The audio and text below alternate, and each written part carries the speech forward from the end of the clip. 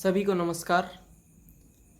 Learning book के उत्तर प्रदेश लोक सेवा आयोग के लिए इस सामान्य हिंदी के वीडियो में आप सभी का स्वागत है। पिछले वीडियो में हम लोगों ने बात की थी, स्वर संधि की विस्तृत व्याख्या की थी। स्वर संधि तो खत्म हो गई। अब हम लोग अगले विषय पर बढ़ते हैं, जो कि संधि में ही आता है, व्यंजन संधि। व्यंजन संधि में क्या होता है कि व्यंजन का व्यंजन से मेल होता है या व्यंजन का स्वर से मेल होता है, तो उसे व्यंजन संधि कहते हैं। मतलब दो शब्द में पहले शब्द के चाहे अंत में और चाहे दूसरे शब्द के प्रारंभ में व्यंजन होना चाहिए, तभी उसे व्यंजन संधि कहेंगे। नहीं तो वो स्वर संधि या विसर्ग संधि, जो अभी हम लोग आगे बाद में देखने वाले हैं आगे के वीडियोस में, उसमें उसका परिवर्तित हो जाना है, उसमें वो रूप आ जाएगा। तो व्यंजन संधि व्यंजन का व्यंजन से मेल या व्यंजन का स्वर से मेल, ये होता है। अब पिछले वीडियोस में भी मैं ये बात शायद आप लोगों से कहना भूल गया था कि जब संधि होती है तो दो वर्णों के बीच में, चाहे वो स्वर हो चाहे वो व्यंजन हो, किसी भी प्रकार का व्यवधान नहीं होता है। मतलब ऐसा नहीं होगा कि अगर दो शब्द हैं और उनमें संधि हो रही है, जैसे विद्याधन आलय, तो यहाँ पे आ और आ मिलकर के आ बना रहे थे, दीर्घ स्वर संधि। आपको अगर याद होगा, पिछला वीडियो जिन्होंने भी देखा होगा उन्हें ज़रूर ये बात याद होगी। तो इसमें किसी भी तरह का व्यवधान नहीं है। पहले शब्द के अंत में भी आ का स्वर है और दूसरे शब्द के प्रारंभ में भी आ का ही स्वर है। तो संधि में यही होता है कि जो भी वर्ण होते हैं उनके बीच में किसी भी तरह का व्यवधान नहीं होता है। ये नहीं होगा कि किसी शब्द में वर्ण बीच में है तो किसी शब्द में वर्ण अंत में है। तो इस प्रकार अब हम व्यंजन संधि देखते हैं। हाँ, ये ध्यान देने वाली बात और है कि अगर व्यंजन और व्यंजन का मेल होगा तो दोनों व्यंजन मिल करके शुद्ध व्यंजन बनाएंगे। थोड़ा सा समझिएगा इस चीज को। देखिए, व्यंजन में जब स्वर लगा होता है तभी हम लोग व्यंजन का उच्चारण कर पाते हैं ना। जैसे क में अ का स्वर लगा हुआ है तभी हम लोग उसे क बोल पा रहे हैं, नहीं तो वो शुद्ध व्यंजन हो जाएगा, क नीचे हलंत। ठीक है, तो व्यंजन और व्यंजन का जब भी मेल होगा तो वो शुद्ध व्यंजन ही बनेगा। मतलब जो भी व्यंजन बनेगा उसके नीचे हलंत लगा रहेगा। लेकिन अगर व्यंजन का स्वर से मेल होगा तो स्वर पे जो भी मात्रा होगी वो उस व्यंजन पे आ जाएगी। तो ये ध्यान देने वाली बात है, ये समझने वाली चीज है। हम लोग विस्तार से सारी संधियों का उदाहरण एक एक करके इसलिए ले रहे हैं ताकि परीक्षा में आप लोग ये ध्यान में रख पाएं कि ये जो संधि हुई है ये किसके किसके बीच में हुई है। परीक्षा में जैसे कोई प्रश्न आया कि इस शब्द में किस प्रकार की संधि है, अब मान लीजिए कि 3 उसमें उदाहरण दे दिए कि दीर्घ स्वर संधि, गुण स्वर संधि, अयादि स्वर संधि, और एक उसने विकल्प दे दिया व्यंजन संधि या विसर्ग संधि। तो फिर उस समय पे जो हमारे विद्यार्थी हैं, जो भी हमारे परीक्षार्थी होंगे, उनमें किसी प्रकार का उनके दिमाग में भ्रम पैदा ना हो, इसलिए हम लोग एक एक संधि को सही से उसका उदाहरण सहित उसकी व्याख्या हम लोग देखते हुए चलेंगे। यही हम लोगों ने स्वर संधि में किया और यही हम लोग व्यंजन संधि में भी करने वाले हैं। तो इसलिए आपको ये वीडियो शुरू से लेकर अंत तक देखना बहुत ही आवश्यक हो जाता है। देखिए, बात अब ये आती है कि व्यंजन संधि के नियम थोड़े से ज्यादा हैं। तो हम लोग इसी व्यंजन संधि को 2 या 3 भाग में समझेंगे, बजाय कि एक भाग में समझने के, जो कि बहुत ज्यादा हो जाएगा। हम लोग 2 या 3 भाग में इसको समझेंगे। तो सबसे पहला नियम कि किसी वर्ग का पहला वर्ण किसी वर्ग के तीसरे या चौथे वर्ण से, इसकी पहली जो परिस्थिति हुई, जो कंडीशन हुई, वो ये हुई, पहली शर्त इसकी कि किसी वर्ग का पहला वर्ण किसी वर्ग के तीसरे या चौथे वर्ण से, या य र ल व ह से, या किसी स्वर से मिले। तो इसमें 3 शर्त अपने आप ही चलती आ रही हैं कि किसी वर्ग का पहला वर्ण, अब वर्गीय व्यंजन आप लोग जानते ही हैं, क से लेकर प वर्ग तक के होते हैं। तो किसी वर्ग का पहला वर्ण अर्थात क, च, ट, त, प, किसी वर्ग के तीसरे या चौथे वर्ण से। अब अगर क वर्ग का ही उदाहरण हम लोग ले लें तो इसका तीसरा वर्ण है ग, चौथा वर्ण है घ। फिर च वर्ग का उदाहरण ले लें तो तीसरा इसका वर्ण है ज, चौथा वर्ण है झ। इसी प्रकार आगे भी प वर्ग तक हम लोग चलते चले आएंगे। तो किसी वर्ग का पहला वर्ण किसी वर्ग के तीसरे या चौथे वर्ण से, या य र ल व ह से, या किसी स्वर से मिले, तो उस समय क्या परिवर्तन आता है?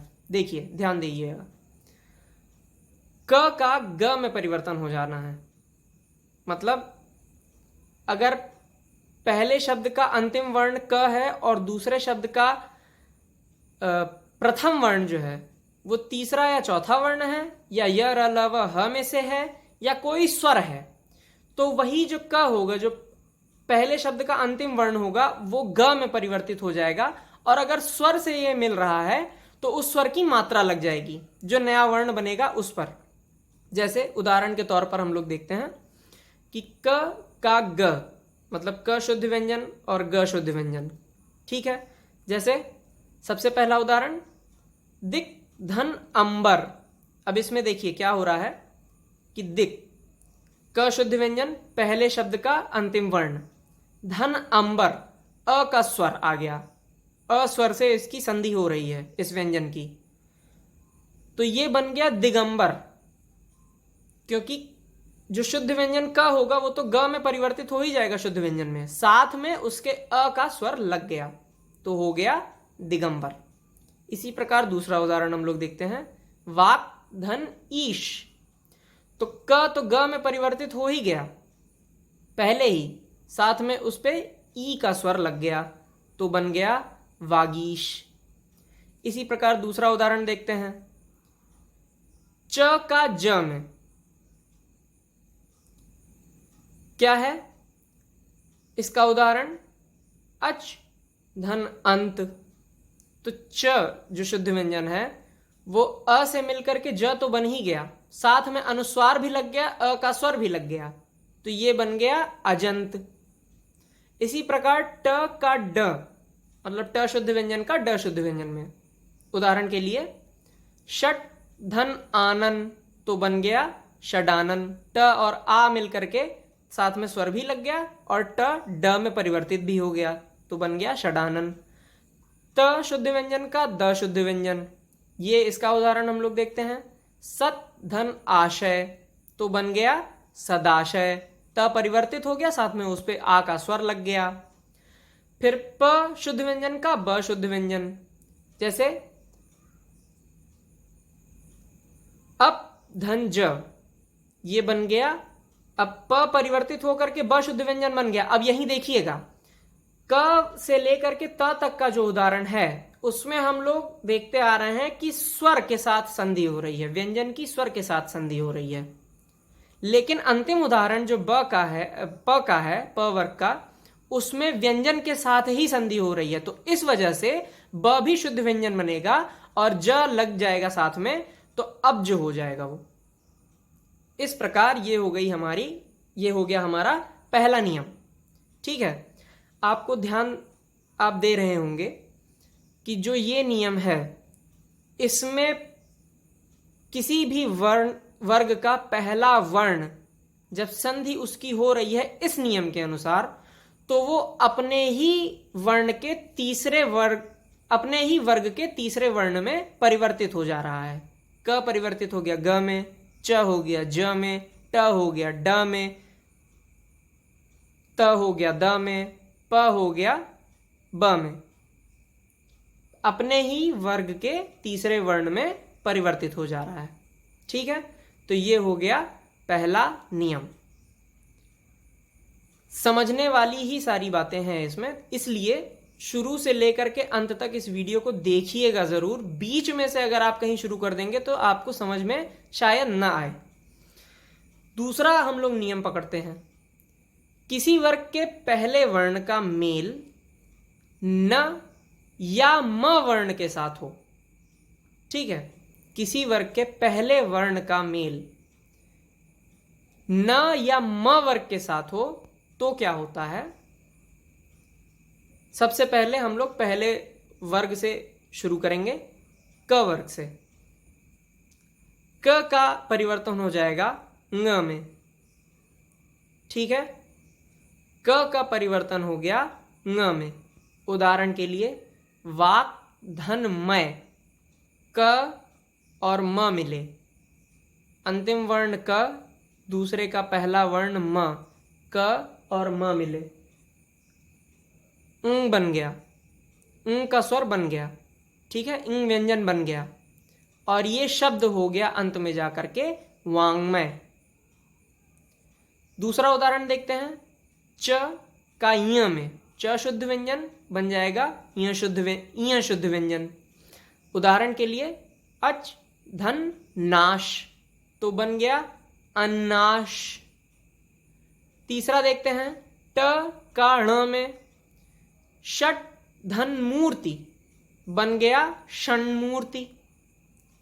ट पहले शब्द का अंतिम वर्ण और म दूसरे शब्द का पहला वर्ण, तो ट और म मिलकर के ण तो बन गए, शुद्ध व्यंजन बना वो। क्योंकि किसी भी, अब आप इस सारे ही उदाहरण में देखिएगा कि किसी भी स्वर के साथ इनका वो मेल नहीं हो रहा है, इनका मेल हो रहा है व्यंजन के साथ।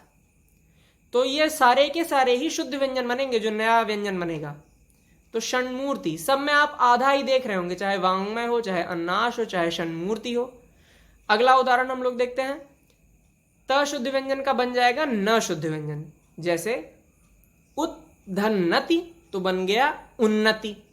अब त और न मिलके न शुद्ध व्यंजन तो बन गए, साथ में नति लग गया आगे तो बन गया उन्नति। प शुद्ध व्यंजन बन जाएगा म शुद्ध व्यंजन में। अर्थात उस उदाहरण इसका देखते हैं, अप धनमय तो बन गया अम्मय। प और म मिलके म शुद्ध व्यंजन बन गए और साथ में मय लग गया तो ये बन गए अम्मय। यहां पे ध्यान देने वाली बात यह है कि इस नियम में अगर किसी भी वर्ग के पहले वर्ण का मेल न या म वर्ण के साथ हो रहा है, तो जिस भी वर्ग के पहले वर्ण का मेल हो रहा है वो वर्ण अपने ही वर्ग का अनुनासिक वर्ण बन जाएगा या पंचमाक्षर बन जाएगा।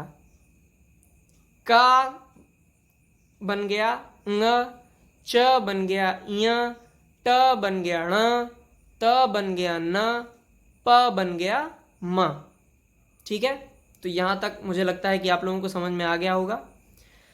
अभी हम लोग इस वीडियो में अंतिम नियम जो है वो हम लोग ये देखते हैं कि त का मेल, त शुद्ध व्यंजन का मेल ग, घ, द, ध, ब, भ, य, र, व या किसी भी स्वर से हो तो होता है, एक ही होता ही है इसमें कि त शुद्ध व्यंजन बन जाएगा द शुद्ध व्यंजन। बस इतना ही है, मतलब त का मेल इनमें से किसी से भी हो, इन सारे मतलब ग, घ, द, ध, ब, भ, य, र, ल, य, र, व, क्षमा करिएगा, या किसी स्वर, कोई भी स्वर उसमें जो हो तो जो त होगा वो द शुद्ध व्यंजन में परिवर्तित हो जाएगा। और मतलब सीधे सीधे कि अपने जो त का वर्ग है उसके तीसरे वर्ण में परिवर्तित हो जाना है त को, मतलब सीधे एक ही जब नियम है तो एक ही द में परिवर्तित हो जाना है, सीधे सीधे समझना है। उदाहरण के लिए हम लोग देखते हैं सत धन भावना। अब यहां पे त का जो मेल हो रहा है वो भ से हो रहा है, किसी स्वर से नहीं हो रहा है। तो जो अगर त शुद्ध व्यंजन है तो द भी शुद्ध व्यंजन बनेगा, तो बन गया सद्भावना। भावना वैसे ही लग गया, साथ में त का शुद्ध व्यंजन जो है वो द के शुद्ध व्यंजन के रूप में परिवर्तित हो गया। और दूसरा उदाहरण हम लोग देखते हैं जगत धन ईश। अब यहाँ पे स्वर से मेल हो रहा है त शुद्ध व्यंजन का, तो त का जो शुद्ध व्यंजन है वो तो द में परिवर्तित होगा ही, साथ में ई की मात्रा भी उस पर लग जाएगी, अर्थात ई का स्वर भी उस पर लग जाएगा। तो ये हमारा बन गया जगदीश। तो आज के वीडियो में हम लोग यही 3 नियम पढ़ेंगे। जो बाकी नियम होंगे वो कल और उसके बाद आने वाले वीडियो में हम आपको अच्छी तरीके से समझाने की कोशिश करेंगे। मेरा यही प्रयास हमेशा रहता है कि आप लोग अच्छी तरीके से समझें, किसी को कोई भ्रम ना हो, कोई परीक्षा के समय पे त्रुटि ना हो, क्योंकि सामान्य हिंदी मैं पहले वीडियो में ही कह चुका हूँ आप लोगों से कि लोक सेवा आयोग पूछता तो बहुत सामान्य है, लेकिन हम लोग इसी सामान्य में असामान्य हो जाते हैं। तो अभी के वीडियो के लिए, आज के वीडियो के लिए सिर्फ इतना ही। बाकी हम लोग कल के वीडियो में फिर से भेंट होगी हमारी। तब तक के लिए बहुत बहुत धन्यवाद आप सबका, और कृपया करके जो भी मैं वीडियोस डाल रहा हूँ वो आप ही सबको समझाने के लिए है, तो उसे प्लीज़ देखें, पसंद करें, मतलब लाइक करें, जितना ज़्यादा हो सके अपने दोस्तों को, या आपका कोई छोटा भाई हो जो व्याकरण पढ़ रहा हो उसको आप लोग शेयर कर सकते हैं। और जो लोग परीक्षा के लिए तैयारी कर रहे हैं सामान्य हिंदी में, वो तो ज़रूर देखें इस चीज़ को। बस आज के वीडियो के लिए इतना ही, और सब्सक्राइब करें लर्निंग बुक। अगले वीडियो में भेंट होगी। बहुत बहुत धन्यवाद। नमस्कार।